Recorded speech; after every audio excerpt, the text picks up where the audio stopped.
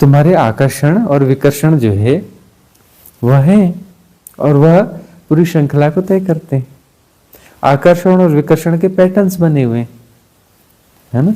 Patterns तुम्हारे भीतर exist कर रहे हैं, वो अपडेट होते चलते हैं, और वो किन्हीं श्रृंखलाओं से होकर के धक्के आते हैं। वो श्रृंखलाएं भी अपनी जगह तय हैं, है ना। ग्रह नक्षत्र, ये इनका प्रभाव, उनका प्रभाव, ऐसा वैसा, ये सब श्रृंखलाएं बनी हुई है ना।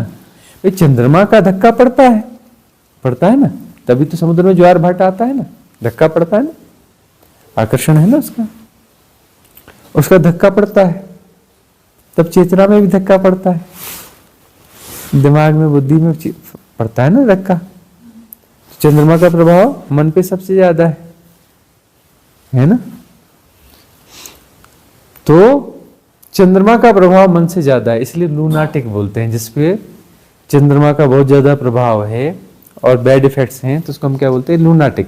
कुछ मेंटल डिसऑर्डर्स होते हैं, सारे मेंटल डिसऑर्डर्स की जड़ें जाकर देखोगे तो चंद्रमा में निकलेंगी। तो मतलब निगेटिव होता है क्या? नहीं, कोई भी चीज निगेटिव नहीं होती, निगेटिव पॉजिटिव दोनों होती है। जितने भी अच्छे कवि हैं ना, सब चंद्र से प्रभावित हैं, जो स्वाभाविक कवि है। चंद्रमा का प्रभाव है तब तो कवि है ना। वो बहुत अच्छी परिकल्पनाएं करते हैं, कुछ करते हैं, है ना। इनोवेशन वाले बुद्ध से प्रभावित है ना, वैज्ञानिक प्रवृत्ति के लोग बुद्ध से प्रभावित है ना। न्याय से प्रभावित है, साधना से प्रभावित है, मतलब शनि से प्रभावित है। तो ये सब आपस में जुड़ी हुई चीजें हैं। कौन सी तरंगे कहाँ क्या काम करेंगी, वो धक्के तो चल रहे हैं ना। हर ग्रह नक्षत्र के अपने धक्के हैं ना। तो अब तुम तय करते हो कि मैंने इस जगह पे जन्म लेना है, यहाँ पर इसका धक्का ये है। अब ज्योतिष में गणना होती है ना, जन्म कहाँ हुआ, कौन से अक्षांश में, कौन से देशांश में, है ना।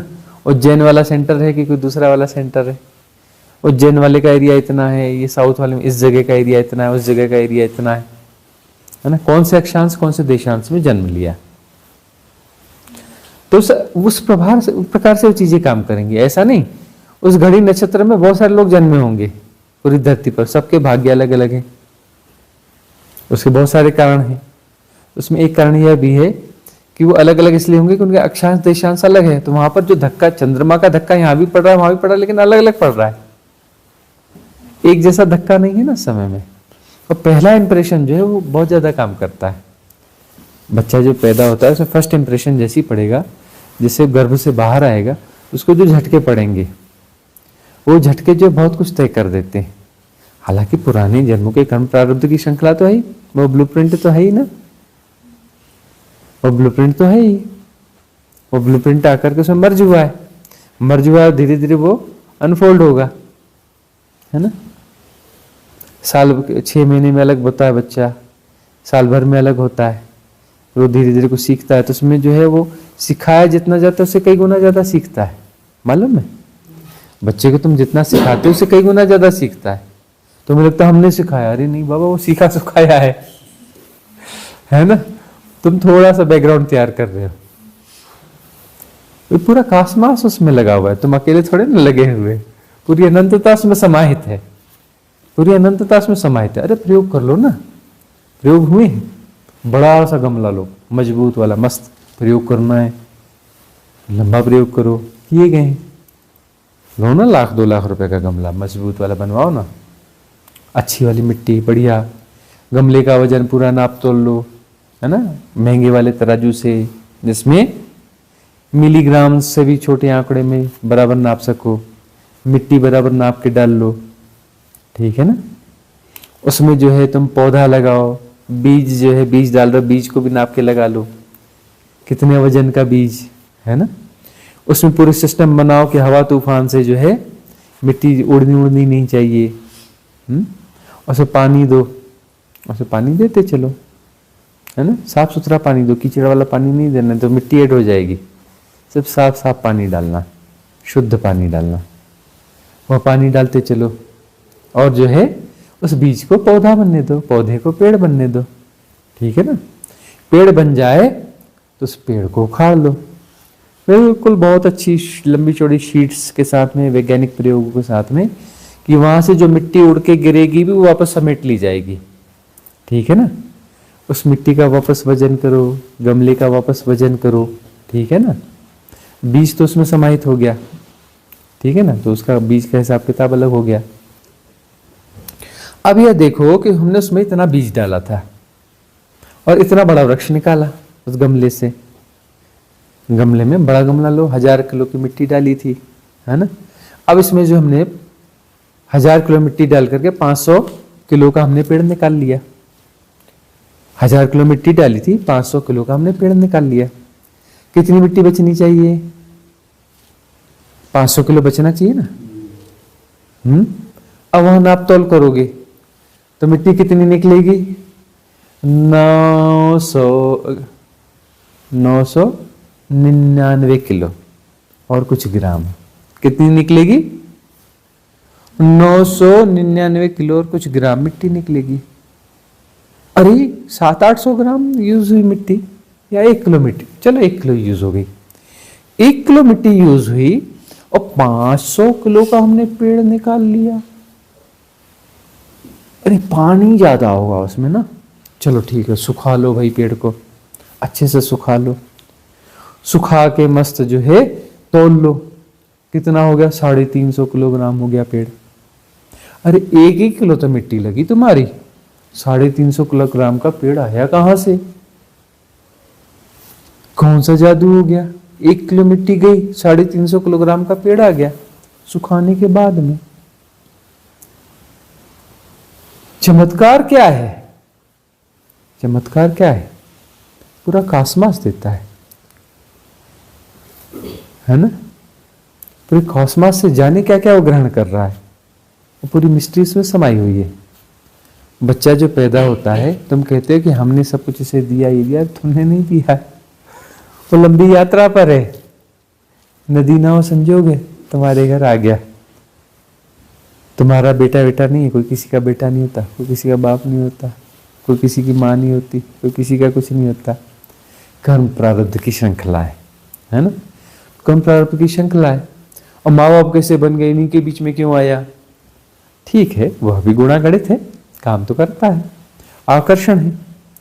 अब तुम पिछले जन्मों में जिनके साथ रहे, ठीक है ना, संबंध अच्छे पूरे कुछ भी रहे, लेन देन गुणा भाग है, तो उस गुणा भाग को जो है आगे जीना है। आकर्षण विकर्षण बन गए, उस नाम रूप के साथ आकर्षण है। अब वहां जो ब्लूप्रिंट बना वो आगे कहीं चला गया, तो ये दूसरा बाद वाला ब्लूप्रिंट बोलता है चलो उसी के पास, वहां आकर्षण है विकर्षण है, तो ऐसी जगह जाएगा, उस आकर्षण विकर्षण वाले के साथ में वापस जुड़ेगा।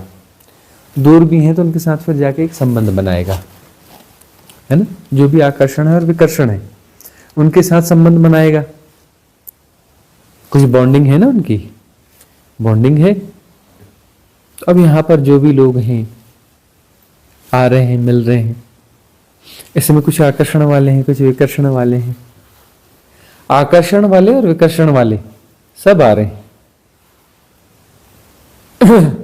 आकर्षण वाले ज्यादा होंगे, विकर्षण वाले कम होंगे। कुछ विकर्षण वाले भी 2-4 आ जाते हैं, उनको फिर अपना जैसे उनका वो लेन देन कंप्लीट होता है, हम कहते हैं राम राम जाओ, जय सिया राम। कुछ गड़बड़ लोग आ जाते हैं, ऐसा नहीं कि सब सही फटाफट वो सही आएंगे, कुछ गड़बड़ भी आएंगे, गड़बड़ी फैलाने की कोशिश करेंगे। विकर्षण वाले संबंध रहे होंगे, आते हैं, गड़बड़ियां फैलाने की कोशिश करते हैं, देखते हैं, हम झेलते हैं। कुछ लोगों ने कहा कि वो गड़बड़ वो कुछ आए थे आपके बीच में, उनको आपने शुरू में उनको आने कैसे दिया आपने, और आए तो आपने जल्दी क्यों नहीं भगाया? उतने समय तक आपने उनको रखा, कुछ को आपने एक्स्ट्रा रोका। माजरा क्या है बताओ तो, हम क्या बताएं, क्या माजरा है, समझ पाओगे? अरे भाई कोई हिसाब किताब बाकी था, है ना, जीरो करना था, तो उनको रोकना पड़ता है, और हिसाब किताब जीरो करना पड़ता है। जीरो हो गया, राम राम, ठीक है ना। विकर्षण वाले थे, उनका राम राम हो गया। आकर्षण वाले हैं तो ये इनके साथ रेजोनेंस अलग किस्म का होगा, है ना। तो अब ये जो है लंबे समय तक आते जाते रहेंगे, ठीक है ना। फिर जिसका जैसे जैसा हिसाब किताब कंप्लीट होते जाएगा तो फिर अपना वैसा वो विदाई होती चली जाएगी। ठीक है ना। कुछ के साथ में बहुत लंबा चलेगा।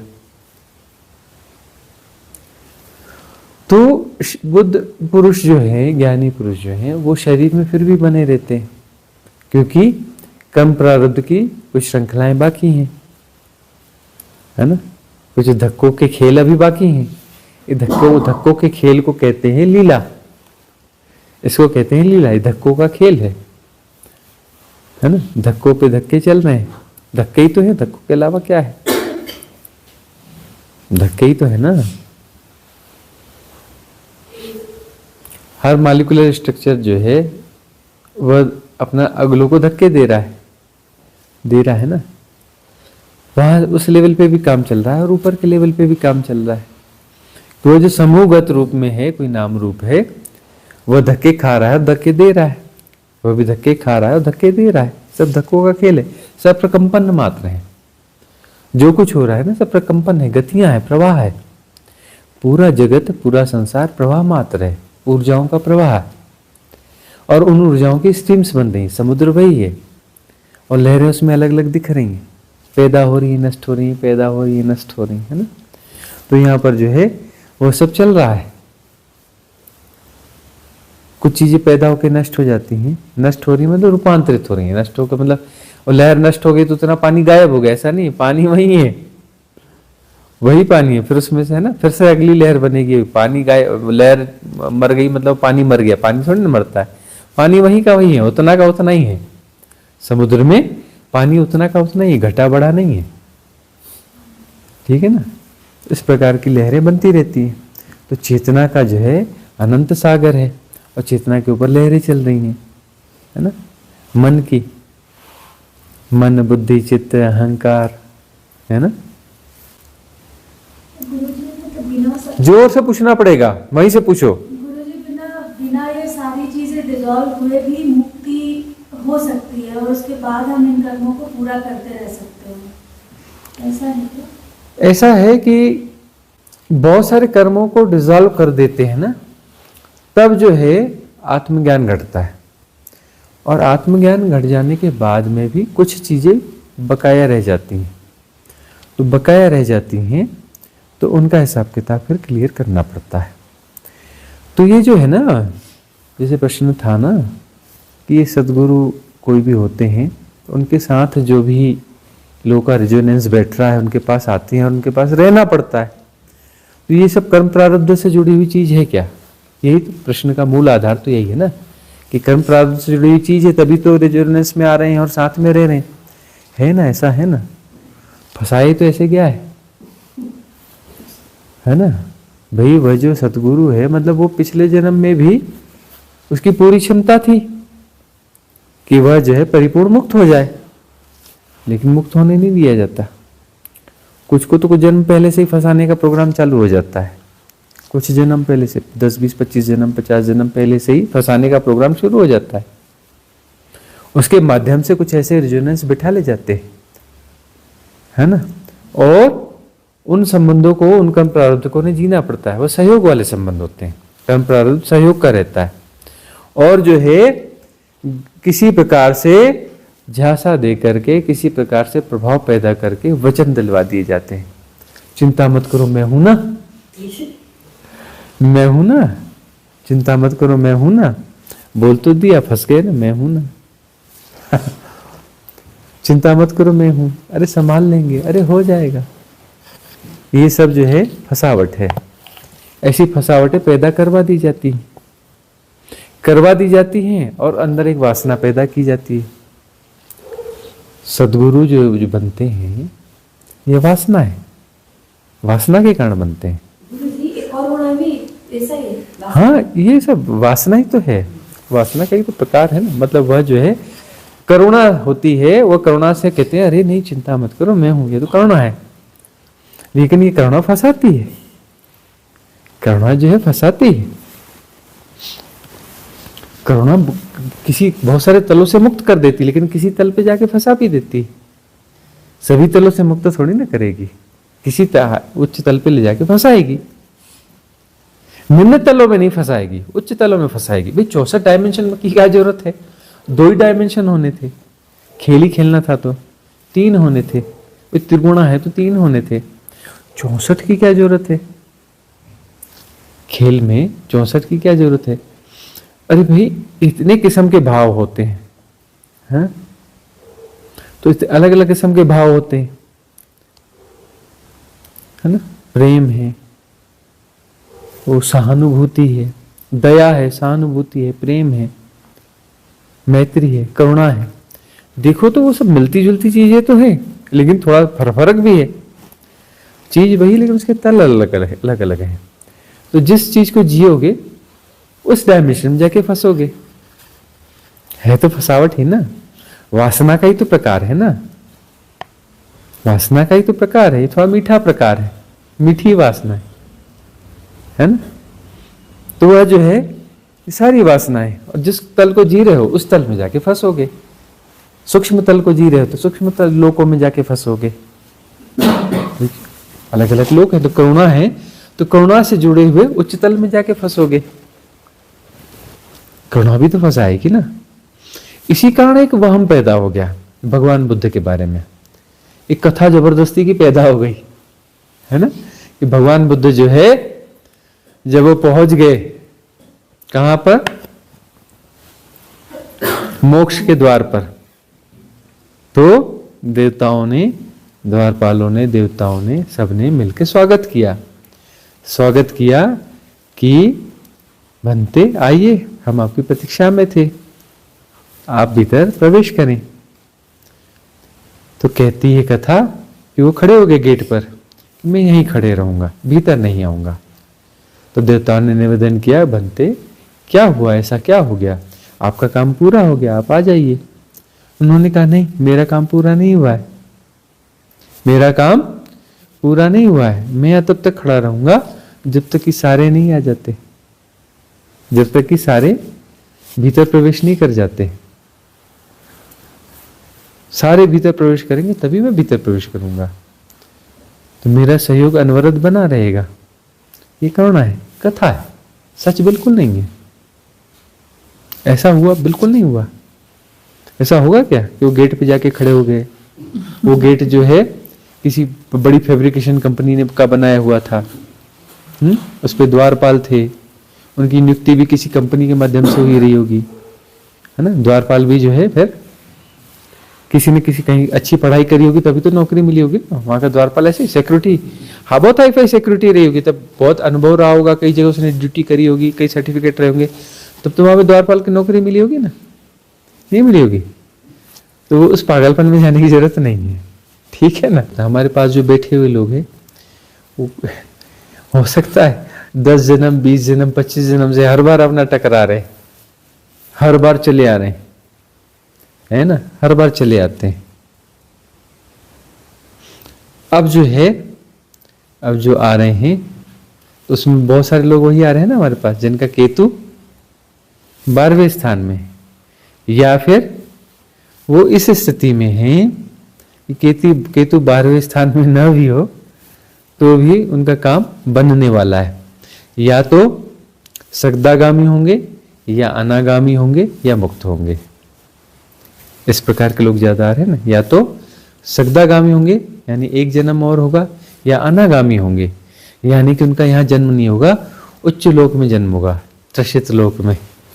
जैसे भगवान बुद्ध कहते हैं ना, उन लोग कथाएं कहती है कि त्रसित लोक में फंसे हुए हैं, हायर डायमेंशन में जाके, 64वें लोक में जाके फंसे हुए हैं, त्रसित लोक में फंसे हुए हैं। तो जो है अनागामी मतलब उनको फिर नीचे जन्म लेने की जरूरत नहीं पड़ती, वहीं से उनकी मुक्ति हो जाती। बहुत थिन रहता है ना, वो पिघल जाता है अपने आप, एकदम ऐसी लेयर रहती है, लेयर जैसी दिखती ही नहीं, वो लगभग मुक्त ही है, कोई बाधा बैरियर दिखता ही नहीं है, वो है भी लेकिन दिखता नहीं, ट्रांसपेरेंट जैसा है ना? इतना डाइल्यूट हो गया है। तो वहां अनागामी का मतलब वह जो है वह चेतना वहीं से मुक्त हो जाएगी।